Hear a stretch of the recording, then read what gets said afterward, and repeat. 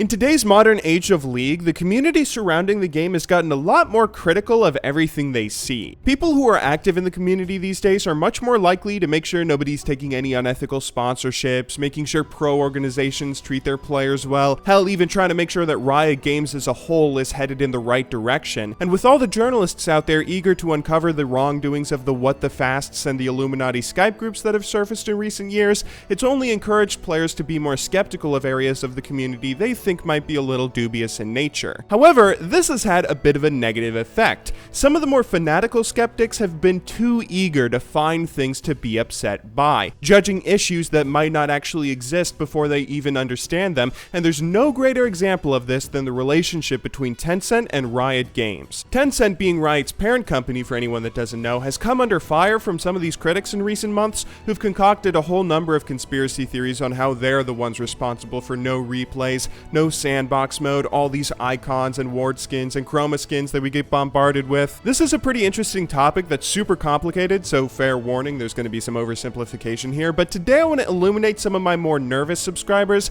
that might be a little too weary of this monstrous controlling hand. To understand the relationship between Tencent and Riot Games, you first have to have a bit of an understanding of the nature of the Chinese economy and just why Tencent would buy Riot in the first place. China and America are two of the most interesting regions of the world to do business in. America obviously being very wealthy and having the largest economy in the world, along with China that has its immensely large number of consumers, makes these two regions incredibly profitable markets that businesses will often try and expand to. This happens all the time, especially in recent years as China's economy has been growing exponentially. Plenty of American companies would love to expand into the quickly growing Chinese market and gain access to a relatively isolated market of consumers. There's some notable success stories where companies have been able to do so without a hitch, but more often than not, they end up falling short. Best Buy, eBay, and even Google have all either struggled or sometimes flat out given up on trying to expand to China. There's a number of factors that all can be attributed to these successful companies failing.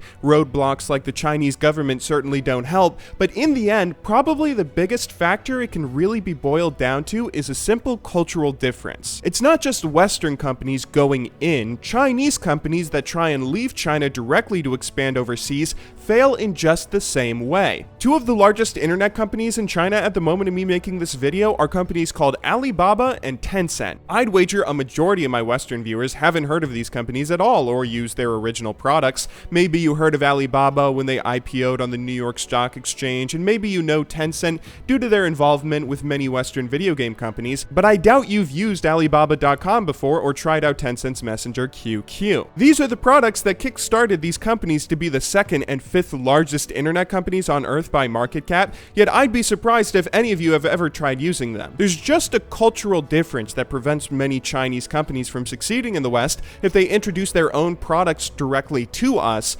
And that's where Riot Games comes in. In this interview with the CEO of Tencent, Ma Huaten, otherwise known as Pony Ma, he explains that Tencent flat out didn't understand why their products were failing in the West. Tested products, things that were massively successful in China, simply couldn't take off in America or internationally, even if they hired local teams to introduce them to the region. It was baffling, and because of this, Tencent decided to try and do something different to expand overseas. They decided to start investing. Ever since the 70s, Chinese companies have used investments as a strategy to expand overseas if their products aren't cutting it, so that's what Tencent did. They made a round of investments first in 2009 in a number of video game companies, one of which was Riot Games, and that's where we are today. As Riot continued growing throughout the years, Tencent increased their stake in the company, gaining a majority stake in 2011, and with their continuous growth, Tencent continued investing until they got to a point where they currently own 93% of the equity. Now, the point of this being, Tencent isn't trying to micromanage Riot and how they develop League of Legends. Having a hands-off investment strategy for many Chinese companies isn't just financially viable, it's sometimes necessary, and Tencent is a smart company that's not going to go and try and fix something that's not broken. They're smart enough to know what they don't know, and what they don't know is how to run a successful business in America. You want to know the reason why we have chroma skins and all these icons that we can buy for RP? It's because we've asked for them in those surveys that Riot emails us with every month, not because big bad that China is coming to try and nickel and dime us like they're EA. Look, there's plenty of bad stuff out there in the community to get upset about, but it's important that we make sure we understand what we're talking about if we decide to get outraged, and not just going along with our own crazy theories because it fits a narrative we came up with in our head. That will only diminish the value of our complaints when the next company comes along and actually tries to take advantage of us. Anyway though, that's all for today. I've been seeing some people complain about this and some threads pop up where people are getting outraged and upset at something they clearly don't understand, so I wanted to clear a few things up. I hope you guys enjoyed watching today's video. I will see you all next time, but until then, thank you very much for watching.